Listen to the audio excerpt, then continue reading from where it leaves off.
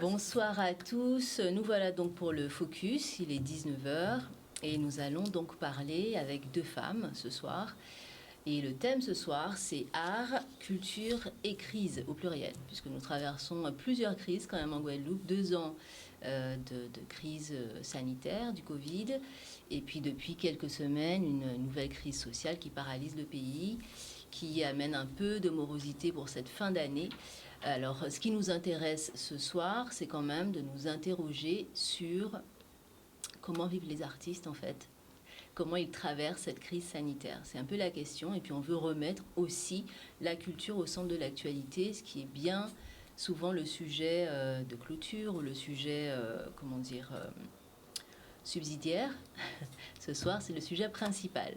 Donc, d'abord, on va décrypter un peu l'actualité avec nos deux invités. Donc, ce soir, j'ai avec moi Kelly Vercotrin, qui est membre de l'ANG et du CAC, qui va nous parler du CAC ce soir, du Centre des Arts. Je dis Centre des Arts ANG, parce que ce n'est pas le Centre des Arts qu'on a connu, n'est-ce pas? Et donc, à ma gauche, Elisabeth Gustave. Bonsoir. Bonsoir, qui donc organise le Festival Monde en Vue et qui est aussi chargée d'une partie de la programmation de l'Arawak.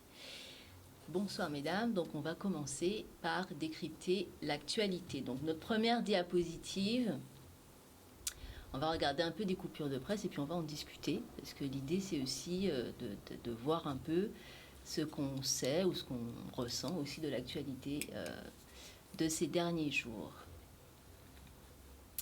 Alors, collectif des grands frères dit non à un pseudo-plan jeunesse. Est-ce que vous avez vu cette information aujourd'hui?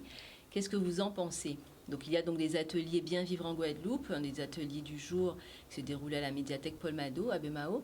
Donc, il y a une série d'ateliers actuellement sur la jeunesse qui est proposée en partie par la préfecture. Et donc, le collectif des grands frères dit non, puisqu'ils n'ont pas été invités, conviés à cette conversation. Qu'est-ce que vous en pensez? Le fait qu'ils disent non ou le fait qu'il n'ait pas invité, ou simplement qu'est-ce que ça vous évoque? Comment ça vous fait réagir? Est-ce que vous êtes d'accord avec le fait que finalement il faut inclure peut-être davantage les personnes concernées? C'était un peu, je pense, le message qu'il voulait faire passer. Ça peut aider. Effectivement, si on propose quelque chose à la jeunesse, il faut au moins qu'il y ait des représentants de la jeunesse. Oui, il faut les consulter. Je dirais, moi, que finalement, c'est peut-être ça le problème. Enfin, un des problèmes, en tout cas, c'est qu'on a souvent tendance à parler au nom de certaines personnes, pour certaines personnes, enfin une catégorie du moins, sans les concerter. Donc, parler des jeunes sans des jeunes, ça me semble compliqué. Tout comme parler de la culture sans acteurs de la culture, ça me semble aussi compliqué. Les artistes n'arrêtent pas de le dire depuis des années, qu'on leur propose des choses sans les consulter. Des choses qui finalement ne sont pas peut-être adéquates ou taillées sur mesure pour en fait ce que les artistes vivent. C'est un peu la même très chose. Exactement. C'est d'ailleurs un petit peu la motivation du collectif des artistes du CAC. Voilà. C'est ce que nous demandons. Voilà, que les artistes soient à la table, souvent quand on parle de culture et dans les projets culturels. Très bien. Alors notre prochaine actualité... Notre prochaine actualité, ça c'est ce soir, au moment où l'on parle. Donc Jean-Luc Mélenchon est de passage en Guadeloupe. Il a fait quand même des gros titres de l'actualité depuis hier. Il est arrivé en Guadeloupe. Donc il a un meeting ce soir au Gosier, au Royal Riviera. Donc on est en pleine campagne. Mais on rate ça. On n'y est pas. On aurait dû y aller. C'est ça, on rate quelque chose. Donc quand même, on est en pleine campagne présidentielle. Alors, ça pourrait être mal perçu, mais je veux dire, c'est presque la crise, c'est aussi l'effet d'aubaine. C'est aussi l'occasion de venir défendre son positionnement sur le dossier des Outre-mer. Alors, c'est vraiment l'occasion pour lui, surtout qu'il a fait de gros appels de phare en parlant de la créolisation et de glissant. Donc, je pense qu'il va arriver à avoir des adhérents supplémentaires et... je l'ai vaguement écouté parce que je n'ai pas eu le temps ce midi, je crois. Ce qu'il propose fait sens par rapport à nous, donc je pense que ça peut nous intéresser. Donc je pense que j'enlève ça. Voilà. Oui. Donc Kelly. Oh là là, mon Dieu. Les élections présidentielles, comment dire, je suis pourtant très impliquée en politique. Par contre, les élections présidentielles, quand on votera pour le président de la Guadeloupe, je m'y intéresserai un peu plus. Mais, de toute façon, il y a différentes façons de se politiser. On n'est pas obligé oui, de tout à voter, fait. Mais pour ce qui est des mais- présidentielles, en tout cas, ce n'est vraiment pas mon truc. Par contre, il a eu, en tout cas, il est passé au Centre des Arts. Ok. Comment ça s'est passé? Alors, son équipe est passée au Centre des Arts. Ben, ça, Il n'était pas présent? Moi, je n'y étais pas. Son équipe, ils sont passés donc d'abord lundi. Ils ont visité et il était censé être présent hier.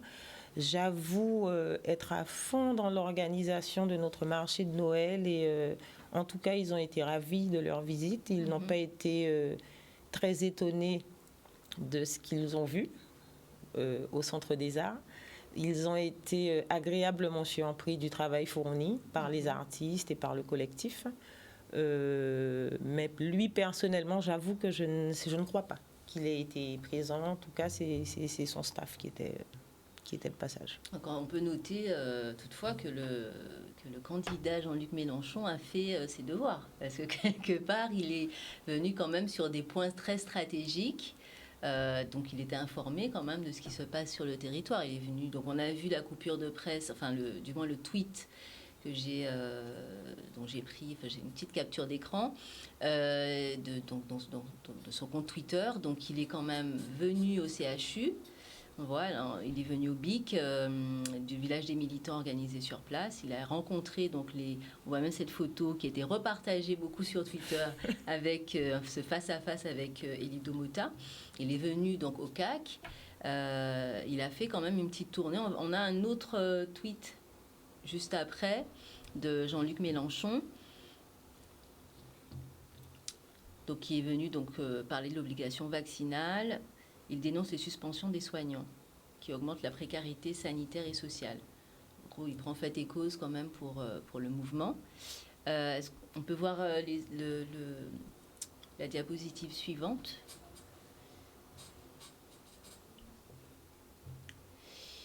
Alors, un tout autre sujet, je pensais que c'est très très important de le mettre en avant. Juste du 13 au 18 décembre, il y a une campagne de don du sang. Je pense qu'on n'a jamais assez de dons du sang, malheureusement. Chez nous, je ne sais pas où ils en sont d'ailleurs de leur collecte. Mais donc voilà, vous avez aujourd'hui, donc c'était à Destrélan, lundi, c'était à Bémao à la Jaille. Donc c'est jusqu'à samedi. Samedi, ce sera à Capesterre-Belle-Eau, vendredi à Saint-François, jeudi à Bouillante. C'est important de donner son sang. Parce que voilà, s'il y a des personnes accidentées, même des personnes qui ont parfois besoin de transfusion lors d'une opération, il est important de donner. Voilà. Alors évidemment, il faut faire les tests préalables, être sûr que vous êtes en bonne santé, que vous n'êtes pas sous traitement, etc. On vous l'expliquera. Mais voilà, c'est important de donner son sang. Diapositive suivante.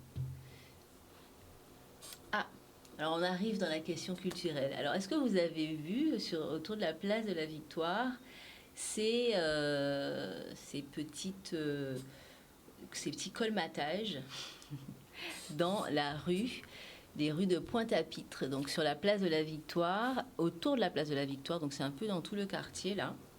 Donc MMM, qui est un artiste anonyme, qui donc a fait aussi, il a posé des œuvres comme ça un peu partout à Paris, au Brésil, je crois, enfin dans pas mal d'autres villes. À chaque fois qu'il voyage, il pense les espaces de vie, histoire de donner un peu de poésie.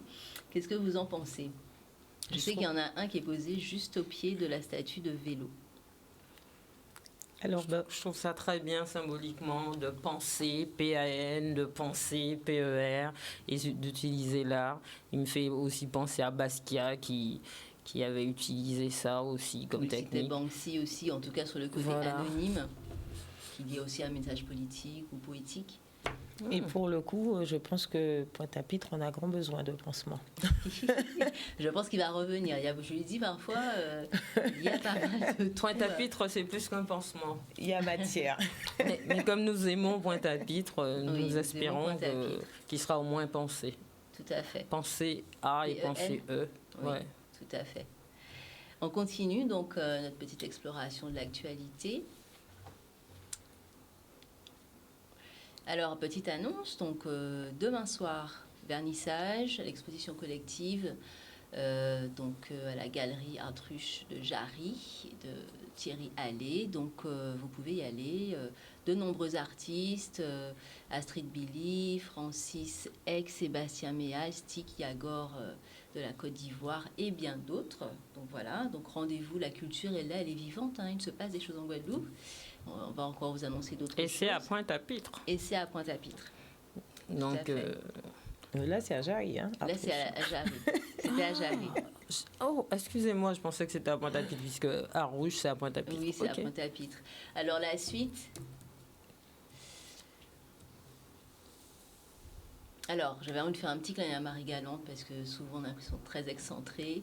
Marché de Noël à Marie-Galante. Si vous allez à Marie-Galante, je sais qu'il y a pas mal de personnes qui vont à Marie-Galante en ce moment pour se dépayser. C'était quand même, les dépendances n'étaient pas sous couvre-feu, donc c'était l'occasion de pouvoir avoir des virées nocturnes sans problème. Donc le marché de Noël, c'est 23 et 24. Restez connectés, ils nous annonceront le programme.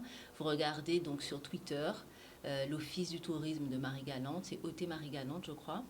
Et puis, voilà, suivez l'actualité de Marie-Galante, il s'y passe des choses également. Alors ensuite, on a d'autres propositions à vous faire. Et donc là, c'est le programme du Centre des Arts du CAC.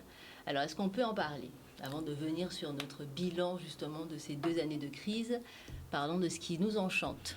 Alors, oui, bien sûr, nous devons en parler.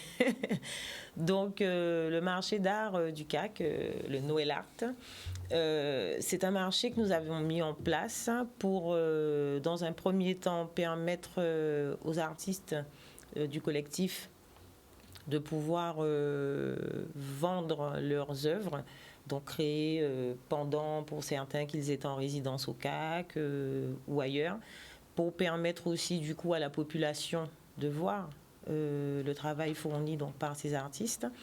Donc nous avons choisi de le faire sur 3 jours. 3 jours pendant lesquels donc de 10h à 19h il y aura donc le marché avec différents exposants.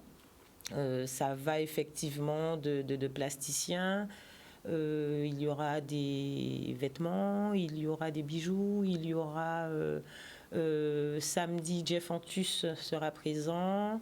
Nous aurons des petites douceurs avec Cookie Douceur. Voilà. Et le soir, par contre, donc 20h, nous aurons différentes grandes animations, je dirais. Donc vendredi à 20h, nous avons un défilé de mode de créateurs. Samedi, ça sera une battle de danse, hip-hop et un souhait à Noël avec Raymond Tourin. Et dimanche, donc, ça sera un chanté Noël pour clôturer le marché. Bon, alors, je sens que Pointe-à-Pitre va être animé ce week-end autour du Centre des Arts. Je vous invite à y aller, hein. Il va y avoir de l'animation et puis de l'investissement, de l'engagement. C'est aussi soutenir les artistes, les artisans qui ont continué à travailler malgré cette crise. Alors, faisons un peu le bilan, j'ai envie de dire, de ces 2 dernières années de culture et d'art. Parce que des choses se sont passées, hein. Nous avons eu donc cette épidémie qui s'est abattue sur nous, mais sur le monde entier. Toutefois, l'art, c'est quand même notre respiration, notre bouffée d'oxygène. La culture, c'est aussi ce qui nous rassemble, ce qui nous lie. Donc, comment se sont passées du moins ces 2 années et comment avez-vous traversé en fait cette crise? Donc déjà, par exemple, à l'Arawak, ou même le festival Monde en Vue, comment ça s'est passé depuis 2 ans? Alors, donc, tout a commencé en mars. Et je pense qu'on est quand même sous cloche depuis, mais on a résisté. Alors déjà avec le festival qui devait se passer début octobre, on a changé 3 fois de date en se disant qu'il fallait qu'on résiste et qu'on le fasse. Alors, beaucoup d'événements ont été transférés en digital. On a eu des festivals via Internet, les réseaux sociaux, etc. Et moi, je sais que c'était la 6e édition du festival, je trouvais ça inconcevable. parce que c'est quand même un festival de rencontres. J'invite des gens qui viennent d'ailleurs. J'étais désespérée à l'idée de faire quelque chose en ligne. En plus, à partir de mars, quand on était enfermé en mars et en avril, on a passé notre temps à vivre à travers les réseaux sociaux, à travers les festivals, les musées, tout était en ligne. Oui, d'ailleurs, tout le monde disait que je trouvais ça extraordinaire. C'était la fin de la vie non, au début, j'avais une espèce de petite satisfaction parce que finalement, la culture était à portée de main puisque tous les grands musées du monde ont commencé à ouvrir leurs collections, etc. J'étais contente, mais en fait, on ne peut pas vivre comme ça plus d'une semaine. Non, c'est vrai que ça a ses limites. Au début, c'est appétant parce qu'on se dit, voilà, on a accès à des choses qui sont inaccessibles d'habitude, c'est-à-dire qu'il faut prendre l'avion et tout pour pouvoir les voir. Et finalement, c'est à portée de main, mais effectivement, le lien, la relation. C'est ça, la poétique de la relation. Comme dirait Glissant. Voilà. Tout à fait. Et donc, je me suis dit, bon, en juillet, ça sera réglé et mon festival va vivre. En plus, je crois qu'en avril, on avait déjà la tragédie du festival de Nouveaux Regards qui n'a pas pu être fait. Mais j'avais confiance, en fait, qu'en septembre, la vie allait reprendre. Patatras, c'était pas possible. On a changé de date 3 fois et on a réussi à faire le festival programmé en octobre, en décembre. Mais j'étais têtue, c'était très difficile, mais j'étais quand même contente que les artistes acceptent de faire une exposition. Parce qu'en fait, je pense qu'on a monté le festival, on l'a préparé en amont. Mais le festival a eu lieu peut-être 1 ou 2 semaines après l'ouverture des portes, on va dire, après qu'on nous donne le droit de ressortir. Et on avait des invités qui venaient de France, on s'est dit qu'ils n'allaient peut-être pas venir, mais ils sont venus quand même. Et on a pu avoir un festival qui était moindre dans la mesure où on n'avait pas le droit de... On pouvait projeter des films, mais on ne pouvait pas avoir des... Comment ça s'appelle ? On ne pouvait pas avoir des conférences, vraiment. Il a fallu qu'on les fasse en visio. Mais il a eu lieu, et pour moi, c'était le retour à la vie. Ça, c'était décembre, et on connaît la suite. Donc, depuis 2 ans, je trouve qu'on vit sous cloche et qu'on essaie de s'adapter, mais que ça devient de plus en plus difficile. Ça devient de plus en plus difficile pour les artistes, parce que... il y a beaucoup moins de monde aux expositions d'art qu'on fait quand même. Mais on a quand même des gens qui ne sont pas vaccinés. Donc, on a peut-être 50% de gens qui viennent en moins. Je pense qu'on est vraiment là, en train d'attendre que la vie reprenne comme d'habitude. Et tant qu'elle ne reprendra pas comme d'habitude, on aura une société... qui déjà est en souffrance pour beaucoup de raisons, une société qui sera de plus en plus encline à la colère, je crois. Et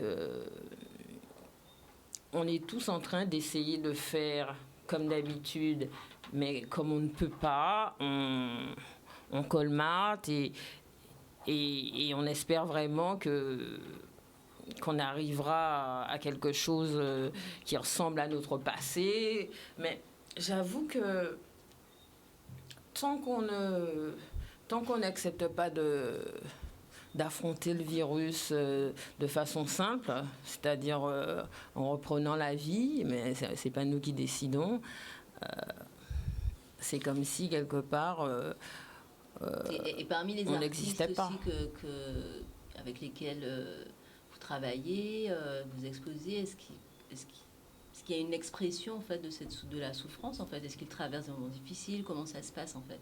Est-ce que même l'éventualité d'exposer est accueillie peut-être avec beaucoup de...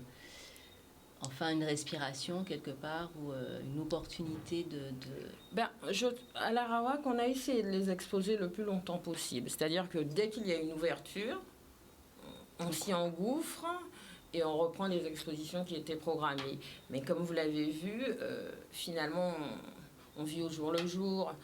ce qui est possible aujourd'hui ne l'est plus demain, parce qu'on peut nous donner une salle, on peut nous dire qu'on ne peut pas être plus de 10 dans une salle, ou qu'on ne peut plus avoir d'exposition. Donc, on est constamment dans l'attente. Alors, je pense que les artistes qui avaient déjà l'esprit chagrin, à vrai dire, avant le Covid, pour des raisons compréhensibles, je pense que là, ils sont vraiment en train de déprimer pour la plupart.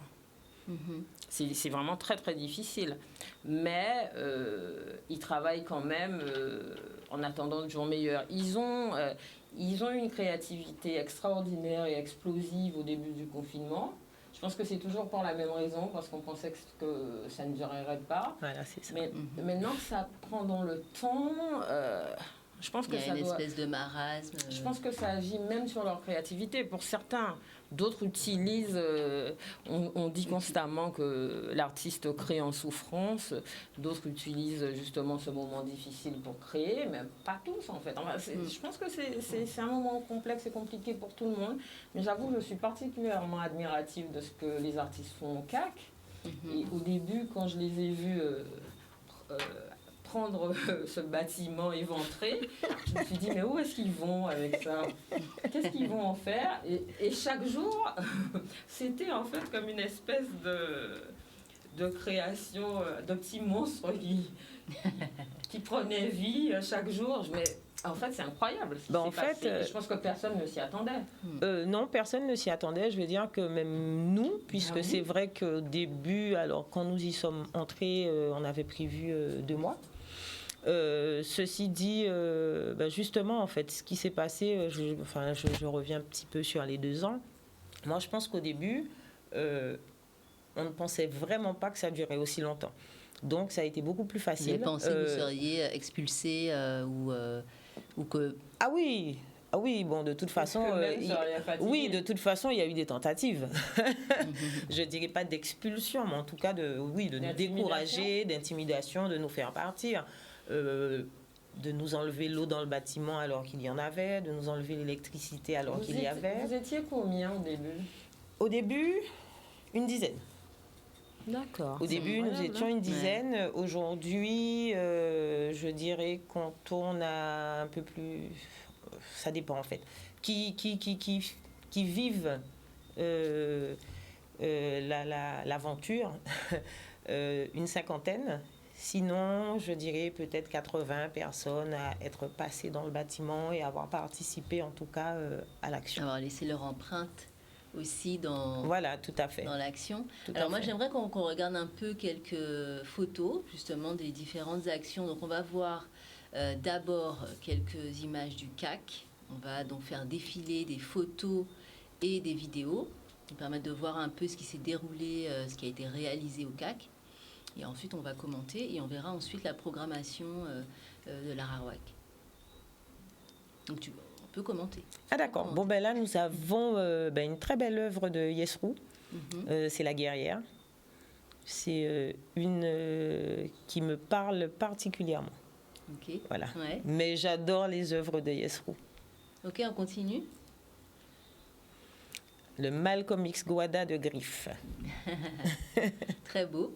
Très beau. Très beau. Ouais. Il a perdu une fille, enfin. Oui, récemment, ouais. Une des jumelles. Une des jumelles, ouais. Continue.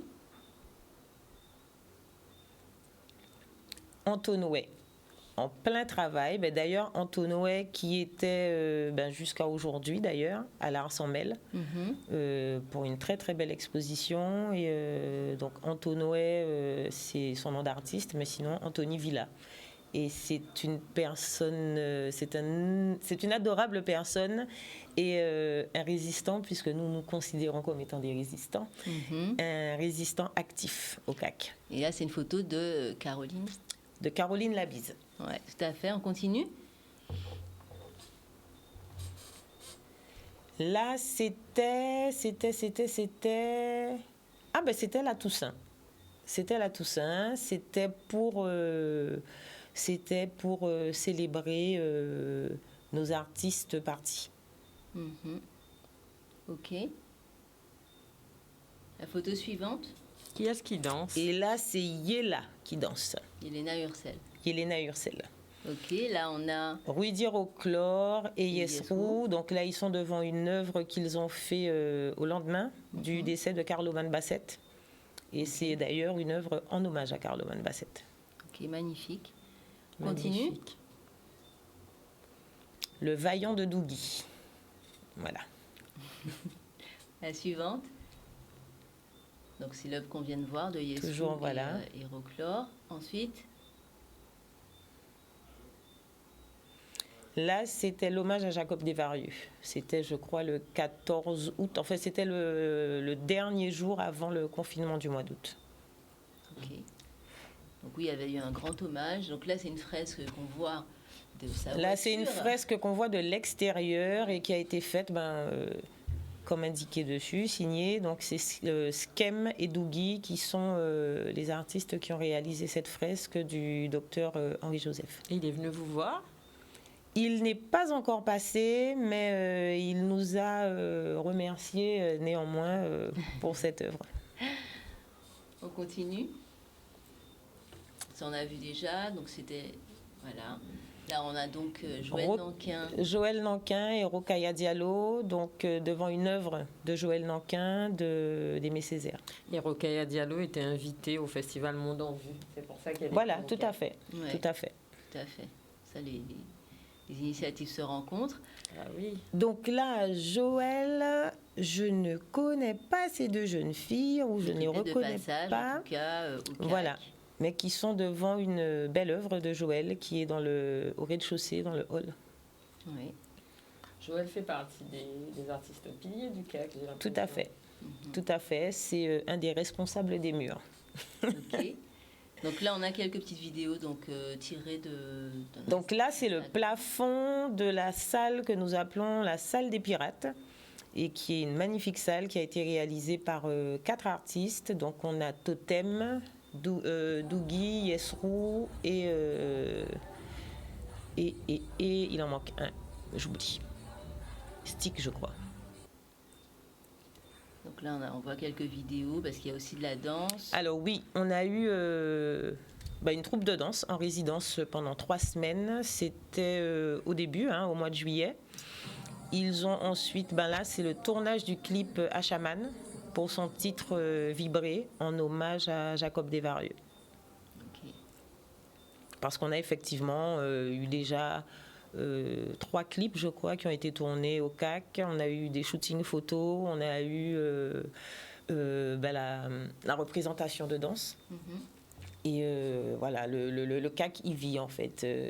Nous résistons pour faire résister la culture et pour la faire vivre. Et d'ailleurs, elle vit très très bien parce qu'au CAC, nous, on ne s'est jamais arrêté en fait. Voilà, vous n'avez jamais arrêté de défier aussi c'est l'anglais qui me vient. Donc ils avaient défié en tout cas, oui, les obstacles en fait, le Covid. Défier, oui et non. C'est-à-dire que je dirais que ça s'est presque finalement imposé à nous. La première année, donc en 2020, les artistes, pour beaucoup, je pense qu'ils sont au début, ça leur a permis justement de créer. Parce que cet enfermement imposé et imprévu, on n'avait pas le choix. On a créé et puis on l'a fait volontiers parce qu'on se disait que c'est pour un temps. On a vu de très belles choses. On a vu de très belles choses, oui, et puis c'est vrai qu'après, les artistes, eux, et je pense qu'on peut employer le terme galère. Je pense que pour certains, ils ont commencé à connaître la galère parce que des annulations sans cesse d'événements prévus, d'ailleurs aucune possibilité de projection. Maintenant, il y a une forme de ras-le-bol. Donc quelque part, je dirais que le CAC non seulement est un lieu pour eux de production, mais c'est aussi, je dirais, un exutoire parce que finalement, ils ne sont pas rémunérés. Mais quand on voit toutes les belles œuvres qu'on a dans le CAC. Je me posais la question justement de comment ça se passait pour la peinture, parce qu'il y a quand même beaucoup d'œuvres. Ils fournissent. Ceci dit, on est quand même soutenu. On est soutenu, alors par des anonymes, hein, qu'il y a des personnes qui nous ramènent de la peinture.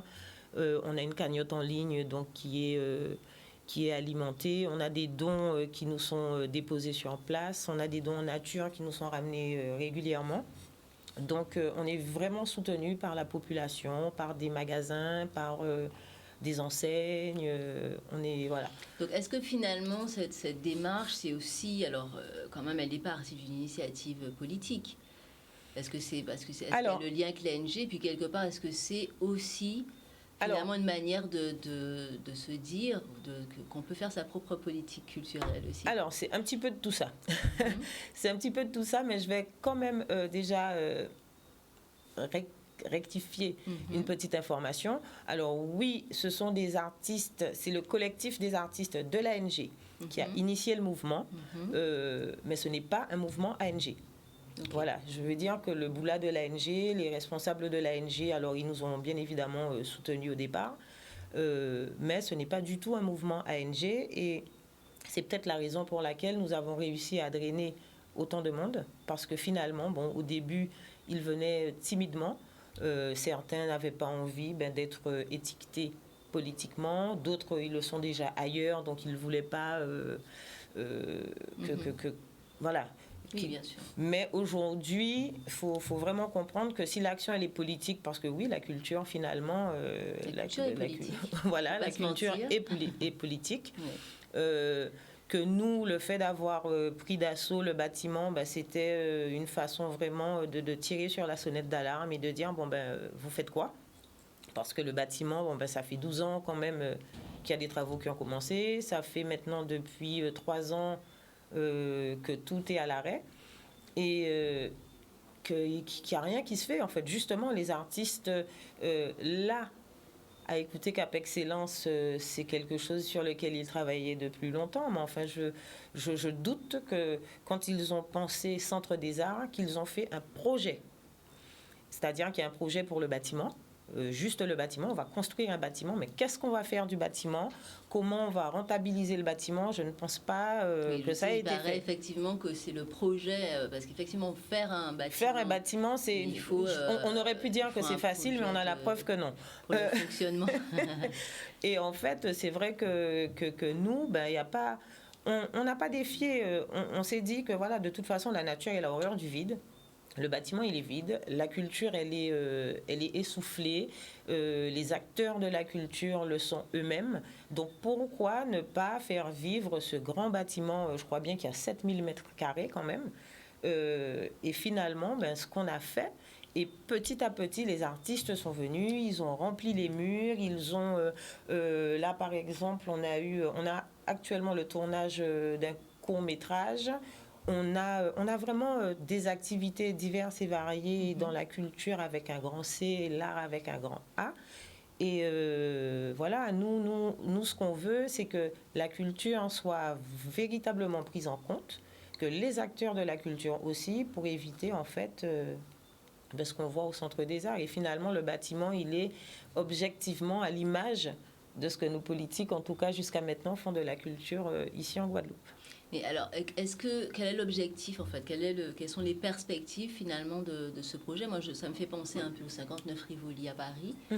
Ça me fait penser à d'autres lieux comme ça qui étaient des friches un peu et qui ont été occupés par les artistes, qui sont devenus finalement des ateliers, comme il y a la Baleine par exemple à Paris, à Pantin, il y a le 59 Rivoli près de Châtelet, rue de Rivoli, mais il y a également aussi les frigos à Paris, donc tous ces lieux qui sont très alternatifs, mais qui finalement le 59 Rivoli par exemple a été finalement soutenu par la ville de Paris. Alors que c'était un squat pendant des années, puis c'est devenu une institution. On peut espérer, mais c'est-à-dire qu'aujourd'hui, on a été entendu par les politiques, mais pas écouté. On a été reçu, on pourrait dire, on a été reçu, mais juste pour être reçu.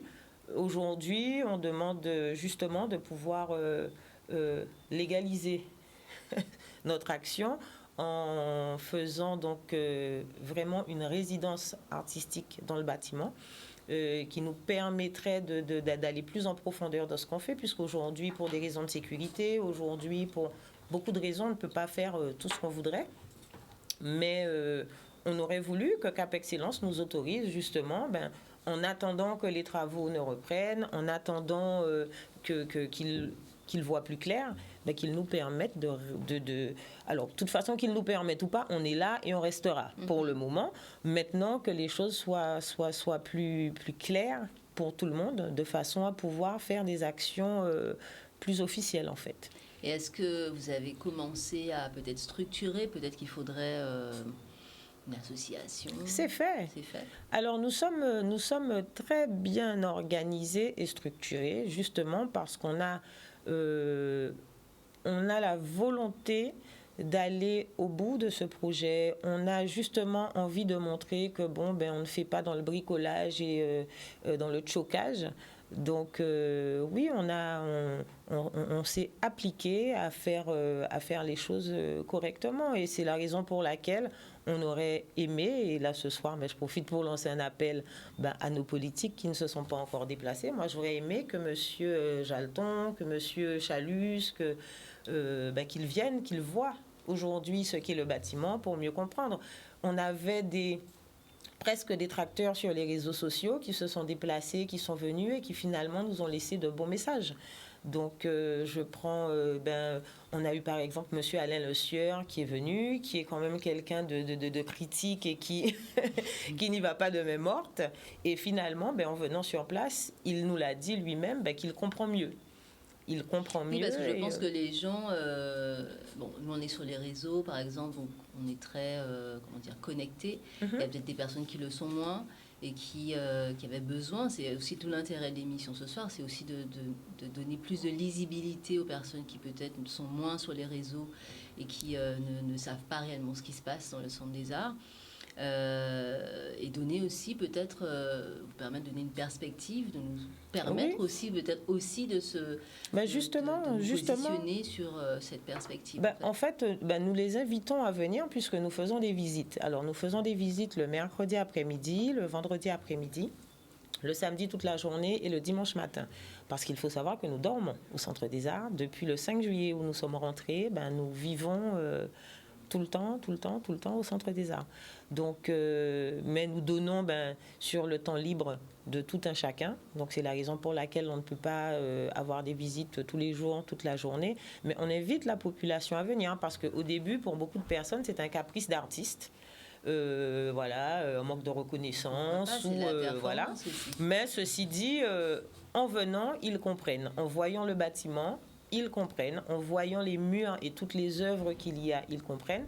On a quand même un artiste new-yorkais, par exemple. On a vraiment des artistes. On a une danseuse de la Martinique qui nous a contactés pour venir. Franchement, toutes les personnes qui viennent sont assez surprises de voir le travail fourni sans moyens. Donc c'est ce qui est intéressant là ce soir, c'est de montrer que au-delà de la crise ou malgré la crise, en dépit de la crise ou des crises que nous traversons, l'art est un flux qui est ininterrompu finalement. Alors c'est difficile, on sait que c'est difficile, mais il y a quand même des initiatives, il y a des artistes qui mènent des actions. Donc on a le CAC, il y a Elisabeth Gustave, Lara Wag, donc on se démène pour que l'événement se fasse. Même quand c'est en virtuel, en moitié virtuel. Et donc je voulais mettre en lumière une autre action. Donc l'artiste n'est pas là ce soir, les organisateurs, en tout cas les personnes qui ont travaillé pour ce projet n'ont pas pu être là ce soir. Il s'agit donc du projet Nali Banda qui a été... donc on va voir quelques images, voilà, donc des artistes qui développent donc... Nali Banda développe son action artistique, culturelle et éducative autour d'un projet pilote conventionné par l'Institut français. Donc il est porté par une association, l'ARC. Et donc c'est une mission de recherche. On a des artistes guadeloupéens martiniquais, donc Myriam Biabiani de Guadeloupe, David Damoison de la Martinique, Bruno Pédurand, Guadeloupe-Martinique, Gladys Gambi, Kélissi Napamari, qui rencontrent en fait des artistes. Je ne sais plus quel pays c'est, dis donc. Cameroun. Du Cameroun, pardon. Serge Diakota Mabilama, donc République démocratique, non, c'est au Congo. Ah oui, c'est le Congo. Autant Aristote pour moi. Mago, donc Vichwa Mouilambwe et Bando et Asia Mireille Nyambo. Donc voilà, ce sont des initiatives. C'est un projet donc porté par une association guadeloupéenne qui a donc postulé pour un dispositif sur 3 ans. Donc ils auront des financements sur 3 ans pour mener en fait cette action où il y aura des échanges, une correspondance entre ces artistes qui iront au Congo et d'autres qui viendront en Guadeloupe. Donc ce programme vise à favoriser la circulation des artistes, des œuvres, à valoriser un programme d'échange et de dialogue entre les créateurs d'aujourd'hui, entre l'Afrique, les Antilles et la Grande Caraïbe, en proposant une résidence de travail aux artistes, et ce dans le cadre de leur recherche personnelle liée à un projet spécifique déjà en cours ou à créer, en mobilité, itinérance et présentiel ou en correspondance depuis l'atelier de l'artiste. Donc, quelque part, le projet a aussi prévu de s'affranchir aussi des obstacles du Covid. Donc, finalement, on voit qu'il y a des actions qui se mènent et nous propose d'ailleurs un rendez-vous également ce week-end. Ce sera un rendez-vous virtuel. Vous pourrez assister en fait à une réunion Zoom, enfin une conférence, un webinaire. On va voir les images du webinaire. On pourra voir donc voilà, donc vous aurez Daniel Dabriou donc de Guadeloupe, Anaïs C, Nicolas Dernier. Donc ils vont tous présenter David Damoison, Cynthia Fibel, Arémond du Travail, Cédric Hicham Calvados qui est photographe de la Guadeloupe, Sorizonné, Bruno Pédurand, l'expérience cyanotype, Zénio Région Grand Angle, là où je me suis agrandie, Shirley Ruffin qui est martiniquaise, comment produire ici et maintenant pour demain, présentation de projet Inestimable Series, donc by Esteem Caribbean, Ingrid Setout, et la station culturelle Martinique, Territoire Infini, Nicolas Dernier, Gernaud Odang. Donc le Zoom, vous avez toutes les coordonnées ici, idée de réunion 838 34 10, on peut revenir sur la diapo précédente, donc 838 34 10 58 89 et le code secret 917 252. N'hésitez pas donc à nous écrire pour redemander ces informations.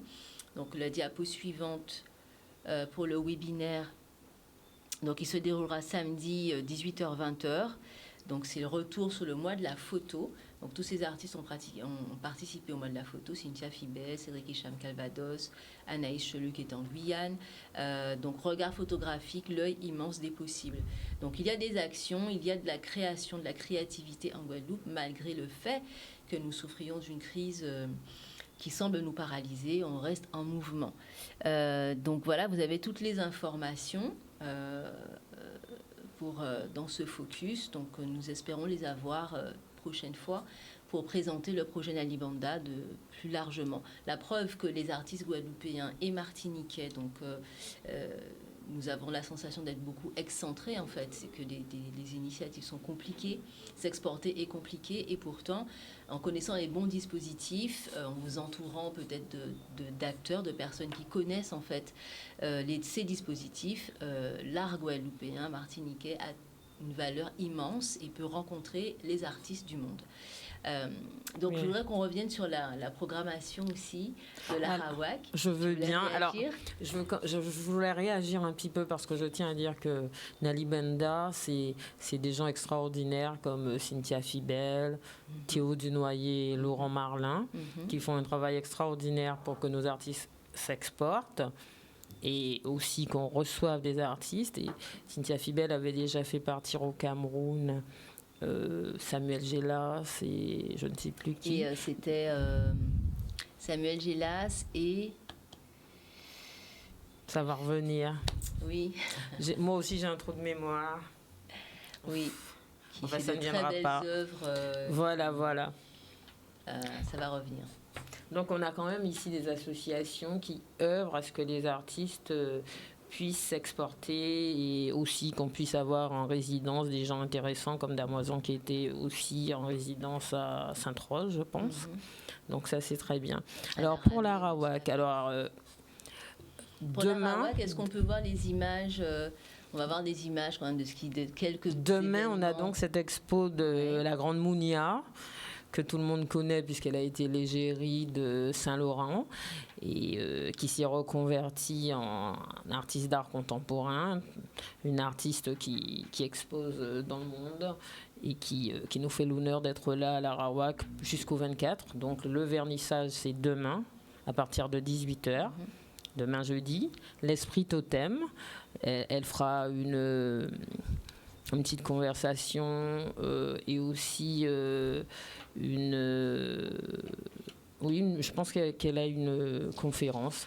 Donc on vous attend demain à l'Arawak à partir de 18h. Voilà, donc on va voir après des choses qui sont passées précédemment quand même. Il y a eu beaucoup de choses. Oui, voilà, parce que...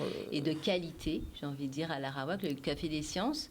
Alors voilà, on a des cafés, on a un Café des Sciences, on a eu un café classique sur l'art classique qui va reprendre probablement en janvier. On a surtout des cafés artistiques qui sont des expositions d'art. Il y en a un café littéraire que tout le monde connaît, je pense.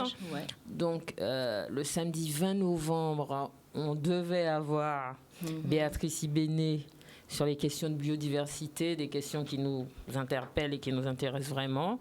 Alors, je crois que ça a été repoussé à janvier. Je ne veux pas dire de bêtises. Mi-janvier, on va revenir pour parler de cela, probablement avec Béatrice Ibéné elle-même. Donc, voilà. Alors, je peux déjà vous dire ce qu'on a actuellement... on a essayé de rattraper un peu le retard. On a des cafés littéraires le 20 décembre. Le 20 décembre, on a un café littéraire avec Agnès Garouche sur une étude qu'il a menée, Scienceflix, sur les séries télévisées et ce qu'elles disent de la société d'aujourd'hui. Un peu à destination des adolescents. Ensuite, un monsieur que j'affectionne particulièrement, qui est Pierre Singaravelou, historien qui travaille sur le monde décolonial, le monde postcolonial, et qui viendra à l'Arawak le 22 décembre. Il est professeur à Paris 1 et aussi à l'université, la London University. Et il vient d'écrire un livre qui s'appelle Les Mondes d'Orsay. Donc c'est l'histoire à partir des œuvres d'Orsay, du musée d'Orsay. Donc ça, je pense que c'est vraiment à ne pas rater pour les raisons qu'on sait. Le 22 décembre. Le 23 décembre, on a tout de suite après une présentation d'un livre sur la désirade, mais qui est une fiction, Un parfum de vanille à la désirade, de Didier Moreau, qui a fait un documentaire sur la désirade. Et le 30 décembre, et là, je lui tire mon chapeau, on a le docteur Guy Veladji qui fait une exposition photo, mais c'est aussi une action caritative parce que Guy Veladji est en train de monter un dispensaire, un véritable hôpital, plus qu'un dispensaire, au Cameroun, et il essaie de trouver les financements. Il a déjà fait un travail extraordinaire. Il a, je crois, reçu l'aide de l'EDF pour un mobile, pour un truck mobile qui va passer dans les campagnes au Cameroun pour pouvoir soigner les gens qui n'ont pas accès aux soins. Alors, il y aura son exposition le 30. Donc, ce sont les activités culturelles qu'on a jusqu'à la fin du mois. Et j'espère que tout ira bien. Oui, on espère, on croise les doigts que toute cette programmation soit maintenue. Donc on va rappeler, vous voyez que le temps passe très vite puisqu'on est déjà arrivé au terme de l'émission. Donc on va rappeler que ce week-end, on a donc l'exposition. On a donc le Noël Art. Le Noël Art, pardon. Au CAC. Donc c'est un marché d'art. Avec différents pour exposants. Cadeaux, hein, et oui, pour des cadeaux, et puis des cadeaux qui permettent de soutenir nos artistes tout simplement et nos artisans. Et puis les animations donc, qui ne sont pas négligeables, le défilé de demain soir, de vendredi soir. Donc défilé de créateurs. Quels sont les créateurs ? Alors il y a moi. Donc il y a Ingrid Bessarion, il y aura Amaryllis Couture. Ce sont les 3 créateurs qui seront présents donc dans des styles différents, mais très sympas et pour tout le monde. La battle de danse de samedi soir, donc on essaie en fait de toucher tous les publics, vraiment. Donc battle de danse, donc hip-hop et le sway de Raymond Thorin. Et pour finir, le chanter Noël dimanche soir. Voilà, donc c'est le grand rendez-vous du week-end. Vendredi à dimanche, donc à Pointe-à-Pitre, au CAC, vous avez une programmation très riche, donc pour vous mettre on va dire, dans l'ambiance de Noël et puis dans le soutien, puisqu'on est aussi sous le signe de la solidarité avec les artistes, donc en vous offrant des cadeaux utiles aux artistes pour qu'ils vivent, mais aussi de très beaux cadeaux pour la famille, les parents. À l'Arawak, on aura donc le 20 décembre. On a on a Izzy Kenanga. On a Izzy Kenanga le 21. Est-ce qu'on peut voir le visuel d'Izzy Kenanga ? Voilà, qui sera le 21 décembre à l'Arawak. L'exposition, elle est en cours de Mounia ? Non, elle commence. Vernissage demain à 18h. Elle commence demain, oui. Le vernissage, c'est demain à 18h. Venez, nombreux. Alors, passe sanitaire ou pas ? Passe sanitaire. Les propriétaires sont médecins. Hein. Oui, voilà. C'est un passe sanitaire. Donc, passe sanitaire. Mais vous pouvez passer dans la journée si vous êtes seul. Voilà, mais quand il y a du monde, passe sanitaire. Voilà. Passe sanitaire donc quand il y a de vernissage passe. Et si vous passez dans la journée, il n'y a aucun problème avec votre masque. Vous pouvez avoir accès. Donc demain, vernissage à l'Arawak, donc l'exposition de Mounia. 21 décembre, on a le concert. Elle fera une performance, excusez-moi, j'ai oublié de vous le dire. Ouais. Performance de Mounia aussi. Ok, donc il y aura une performance, donc venez nombreux. 21 décembre, mardi prochain, à l'hôtel Arawak, Izzy Kenanga, concert silencieux, réservé. Vous trouvez les informations sur son Instagram sans problème. Et puis on a donc le Noël Art à... Et je voudrais juste rajouter concernant le Noël Art, donc c'est vrai que le CAC n'est pas le centre des arts, donc pensez à ramener vos sièges. Oui. Parce que il n'y a pas de... Voilà, il n'y a pas de siège. Donc ramenez vos sièges et surtout, alors chez nous, il n'y a pas de passe sanitaire, mais nous respectons néanmoins les gestes barrières et... Gel, masque, distanciation, quand on n'est pas familier, qu'on n'est pas avec les gens. Et puis on rappelle aussi samedi soir, 18h-20h, le webinaire sur le mois de la photo. Donc c'est accessible à tout le monde. Et puis on va se quitter donc pour ce focus. Demain, on se retrouve ici pour parler des jeunesses de Guadeloupe, donc avec des éducateurs spécialisés, avec la MDA et des jeunes étudiants. Voilà, parler de la jeunesse avec la jeunesse. Bonne soirée.